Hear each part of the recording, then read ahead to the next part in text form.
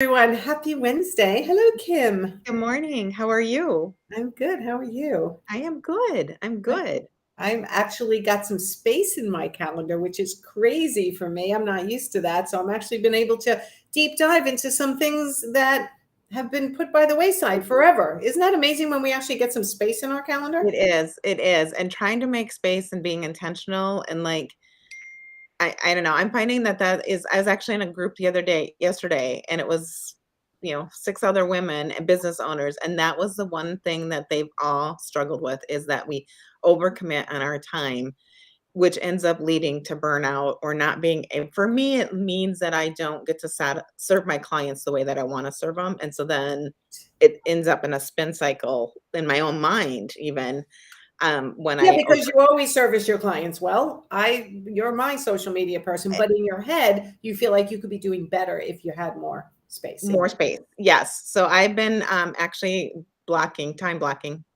So, yep. Time blocking works, and it's really important with time blocking also to get your marketing done, which is why we're here today, is to talk about marketing. And I have to tell you, I'm glad we're talking about Instagram. It's so frustrating to me that years ago, and I know a lot of people are going to relate to this, people could grow their Instagram so fast. Not that they didn't put the effort in, they did, but putting the effort in actually got you more followers, where now it's much harder to grow your following. So it's frustrating. Right. And it's understandably so because a lot of times they're trying to do the same strategy that we used last year, and that strategy isn't working anymore. Oh, So that's why we're talking today to kind of bring everybody up to speed. For an example, like if your strategy that you're using last year was mostly posting to your feed, sometimes stories, it's not unusual if your reach and you're not are getting as many followers because your reach is down at least 25% compared to a year ago. really? Yes, and so it's because of the way that the neighborhoods are working, the new updates in their feed, and the strategies that you can implement. But today we're going to give you some great tips on how you can do this without it taking hours and hours and hours of time and stress. Also, just before we get started, talk to everyone about, because I know what you mean by Instagram neighborhoods, and I did put it Yep. in the description a little bit. But talk a little bit about the neighborhoods, and then we'll go into. Okay, so on Instagram, it's more than just like one platform. There's lots of different places where you can show up. And where most of us show up is in the feed. And that's the piece that you'll see that you'll post your image and you'll be able to see everybody else's feed. So that's where 90% of us show up all the time. And I call that my wall, Yep, some people call it a wall, the feed, grid. Just where grid. all your pictures are. That's Yeah, called the feed, right. the wall, the grid. Okay, all the Yes, same thing. it's all the same thing. It's typically a static image that you'll post with a caption. It's typically what that is. Okay. Then you also have the stories, and I like to include stories and highlights together. So your stories, that's the stuff that's the little circles on the top in case people aren't familiar. Because recently I had someone that had no idea what a story was. So those are the little circles on top of the Instagram when you open up the app. And then posting to them and then saving them. So if you post something about you, a behind the scenes or your team or a project, you can save them to what's called highlights, and highlights will stay forever. And they are a good way for people. Like if I'm going to be working, like when I was starting to work with you, I went and looked at your highlights because I wanted to see who you were and who you've been through the last year or whatever, how long your highlights are. And I was able to capture your personality and who you were really quickly through the highlights. So stories are more about creating that community. It's more about doing life with people, where your wall is kind of like if you walk into someone's house and you see the pretty stuff on, like you see what they want, where the stories really you can invite someone into your kitchen and have coffee, if that makes sense. So if you think of like rooms in the house where your dining room or your living room is a little bit more formal, sometimes tends to be where you have, and so that's kind of where your feed, your grid Okay, is. so your feed, it's interesting that you're using this as an analogy because that actually is connecting with my brain. So I like it. So The feed is like your dining room, the more formal, what you want people to sort of see of your professional self Correct. and your Correct. work, Correct. and what you can do. And in my case, it's motivational, it's tips and things like that. And then your stories are more like a family photo wall in a way. Like that's the way Correct. I look at it. In Yep. your house, the family photo wall is going to show kind of like what you do outside of work. Correct. Or it's or you think about having a conversation and have a cup of coffee. Like when you ask questions, it's like, do you like decaf or regular? Do you like coffee or tea? Because I'm going to ask you that if you came to my house. I'd say, hey, Nancy, what do you want? I've got decaf or regular. Do you want cream or do you drink it black? Do you want sugar or honey? I'll take So, French vanilla creamer, thank you. so, but that way, then I'm developing that relationship and getting to know you a little bit better. So stories are a great way for people to get to know who you are, which fills into that whole social marketing is we do business with people we know, like, and trust. We can know, like, and trust you because we get to see who you are. And it is so true. I have to tell you, like I went onto someone's Instagram feed yesterday and it's funny you're saying this because I don't know how often I do this, but I noticed I went right to the highlights and I was looking where she's traveled, where she's this, and I wanted to know about who this person really was at the core of her, not what she was just posting on her wall or her grid. Right. Like that's the public persona, her work, what she wants to relay. But the stories, the highlights really showed me who she was as a person. Correct, correct. And you can also use it like I have one of my highlights as reels that I love, and I'm using that as a tool or a resource for people that either coach with me or consult with me or work with me. So then they don't have to go and search for reel ideas. They can just go to my highlight and they can see reels that I love, and then they can get an idea of what is kind of up and going on. So I'm making it easier for my clients that working with me. So you could use them for a little bit, but that again, that it tells something about who I am, that I really Yes. care about who my clients are. So I'm willing to give love to other people because I can't do all these reels. I So, know. It's a lot. right, So, okay. So right, the different neighborhoods, the feed, the stories, the highlights. right. And then we count videos slash reels. So Instagram has done this huge change. Used to have IGTV. We don't have that anymore, but it's all now all videos that are under 15 minutes are reels. And so Oh, that is that is a neighborhood. It's not a new neighborhood. Reels have been a neighborhood, but that is a neighborhood that needs to be focused on. And in a little bit here, we'll talk about strategies on how you should post and how much you should post to each neighborhood and what the data is showing on why you want to do that. But so okay. the reels, video and reels are like synonymous. Reels are so intimidating. Like, at Right. least my generation, they're so intimidating.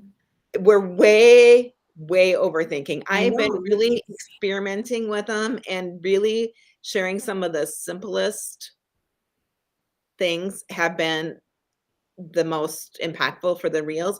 But again, there's always that dichotomy of reach versus Sorry, I put that up right in the middle of one of your sentences. reach versus kind of like impact and engagement and who you really want. Like we can reach 10,000 people, but if we're only engaging or they're only like 1,000 are going to be like our potential clients or our customers or people we're serving, there's that always that balance. So you want to make sure that the reels are make sense for your business is what I'm trying to Okay. say. And I just want to I think you said it to me once. I don't even know if it was on a live or in private, but we get like, oh my God, only 25 people liked it. But think about walking into a room and 25 people are 100% focused on your content. Like that's not too shabby. If it's 100 people, 1,000 people, imagine walking into an auditorium. So when you think your numbers aren't good, put it in perspective that had you walked into a room and had that many people listening to you or looking at you and Right. listening, that's not too shabby. Well, and most people that like the interior designers or coaches, even we're service providers. So there's a limit on how many we can really serve. So, Yes. so if we get one person and they turn into a client, that's pretty good Right. Perspective. Yes. Absolutely. Yes. So, all right. So Karen's asking, is there a resource to learn how to turn a photo panning across into a reel? So it's not really a photo unless it's a panoramic, but still, I'm not sure we know what you're talking about, Karen. Do you, Kim? And I don't, but Karen, I'm not for sure if you realize that there's a new option on Instagram and it just has been released. I don't have it. I look to see, but there's some templates that maybe that would be a great place to put that in if that's what you're trying.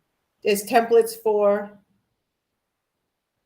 Instagram or Reels have a option for templates. I didn't know that either.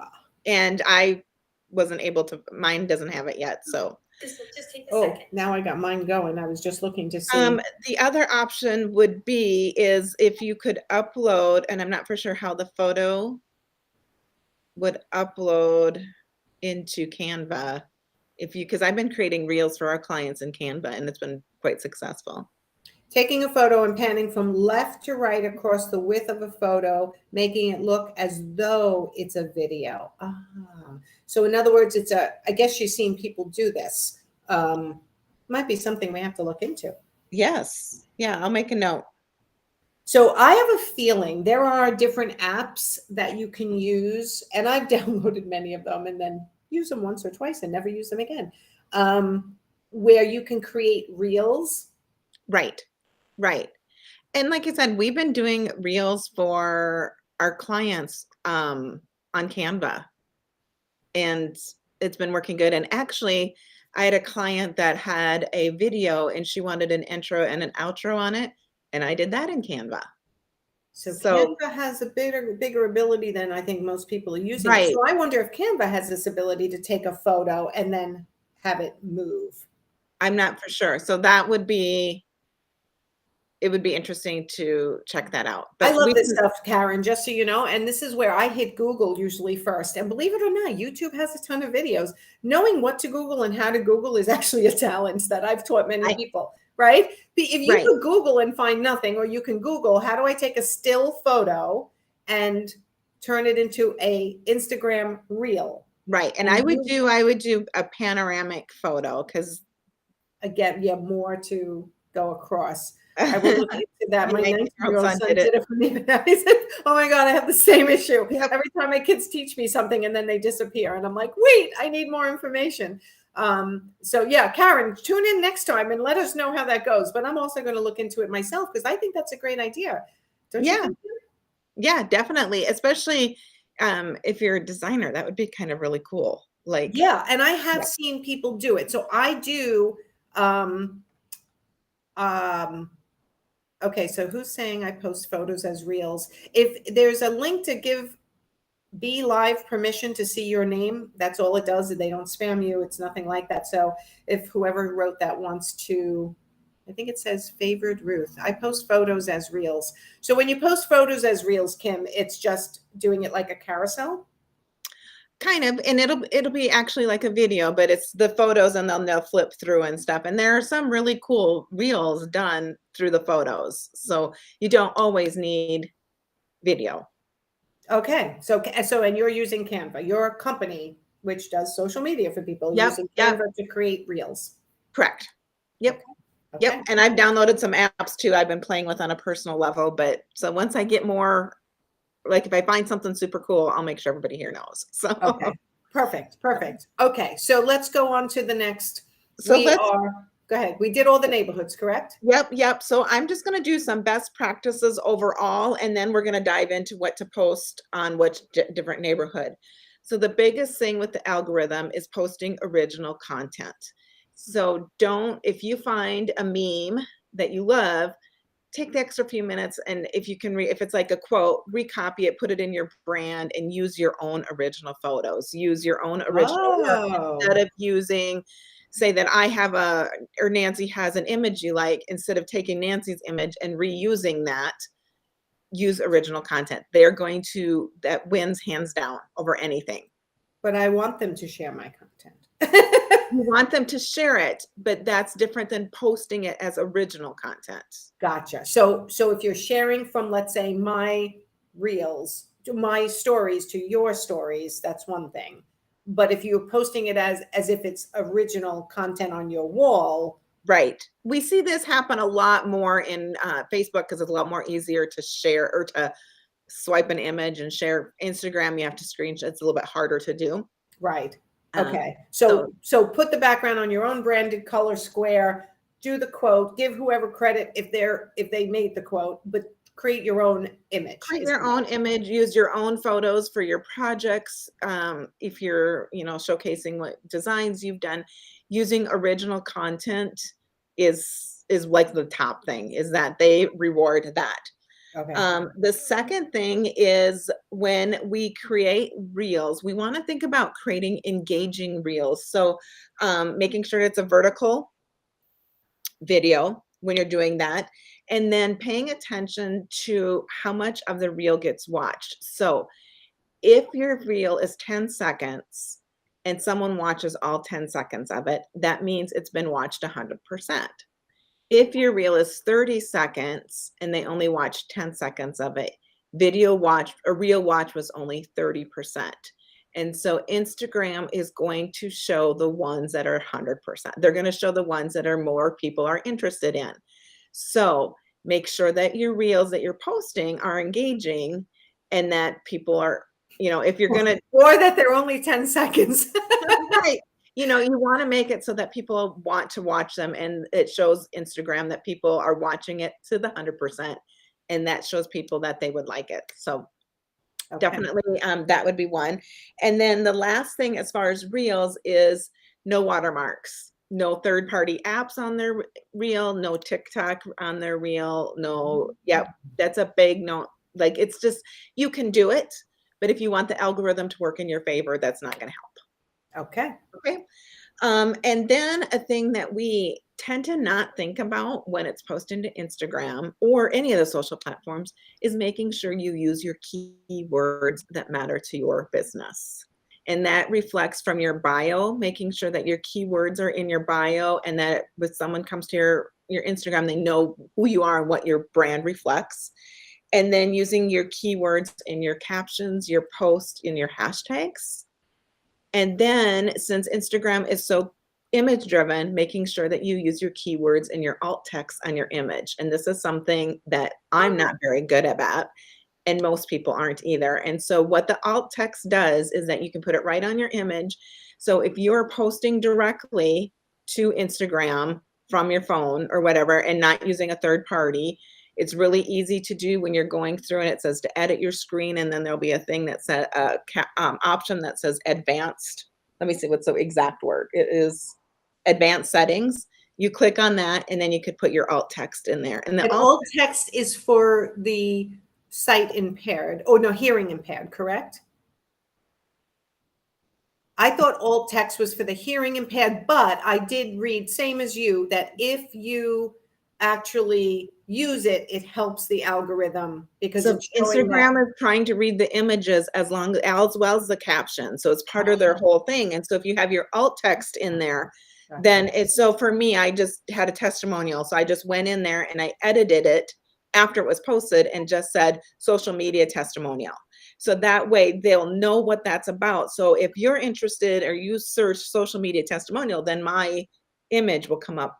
My post will come up quicker. Gotcha. So it's not just based on the text that people are reading in Yep. your description of your post. It's also, or in comments, it's also the alt text. Right. And so we use a third-party scheduler. So what is a good practice for us is to go in and edit those images after they've been posted. And it's real simple to do. Is just edit the image, hit the little bottom, it says edit alt text, and add it in there. So that is something we will start to implement on our team. Now that I was reminded of it again, we're always There's a lot to remember to do social media. It's crazy. There is. But I make it a practice to go on for 10 minutes every morning to just engage and share things to my stories. That's a great way to quickly update if you do use a third-party scheduler. Yes. Okay. And so now let's talk about when to post and where to post. And a lot of this depends on how many followers you have. So I'm Okay. going to give you some numbers, and you might need to re-listen to this if I was going to you're say, I'm getting my pen and paper. Okay, go ahead. if you're watching this, you might want to listen to find out where you fall. So if you have 0 to 500 followers, Yeah. a recent survey or report just came out that you should post on average 3 posts a week on your feed or the wall. And then it also gave numbers of people, how far that reached. That would normally typically reach about 96 is the number that they gave us. 96 people? Yes. Oy, okay. You should do on average 4 stories a week. Oh. Now, this is what the number really surprised me is that you're probably only going to reach 43 people. What, for each story or? On that's just the average reach. Let me see if it's per story. I would assume it's per story. But that- Yes. Okay. Yes, average reach per content type. Gotcha. Okay. And then when you think about it though, again, poster dining room stories. So you're going to have a lot of acquaintances, but you're not going to have many best friends. So that makes sense. At first I was like, what? Say what? Okay, Like, so acquaintances is like your feed or your wall, and then your Yep. best friends will go into quote unquote best friends will Right. go into stories and deep dive into who you are. and they're going to what you engage like. and answer your questions and those kind of things. Gotcha. Yep. And then one reel, and that One reel reel. has the potential of 1.2K for a reach. 1.2 thousand reach for one reel. Oh my God. So, that's so- so you can see the Ah, I difference. hate. Okay. So let's hop up because most of the people that I do audits for you are either the 0 to 500 or 500 to 1,000. The 500 to 1,000 would be 3 posts with a reach of 292, 8 stories with a reach of 114, and 1 reel with a reach of 1.6K. Wow. Okay, so this is weekly. We're suggesting. Yes, this Based is on this weekly. So report. this kind of gives you a guideline on what you should be posting, which kind of takes the pressure out of like, oh my gosh, I have to do like 10 reels a week. No, one. Yeah, We can do one. that. Yes. One. Okay. If you have a followers of 2 to 10,000, 2 to we should be- 10,000. That's where I Yep. fit in. What happens? right? But we're going to shoot higher for you. We're doing the next one for you, but this is the one because it's not that high because we're just got a little reach to go to get that 10,000. Oh, yeah, I know. Okay. Go 4 ahead. posts a week, 4 posts. a reach of 964, 964. 15 stories, Oh. a reach of 244, Okay. and 1 reel, 3.4K. Well, I love this. Only one reel a week is any of the categories is only suggesting one reel a week. So stories 15 is a lot. But when you think about it, if you have a story strategy, it's not that much. So if you did some behind the scenes, a couple, I mean, I'm working with a gal and she does a lot with national parks. So I'm going on in the morning and I start sharing all the other national park stuff. Like find your niche, find your other designers, other inspiration, people that you follow. It's not as much as what you think once you.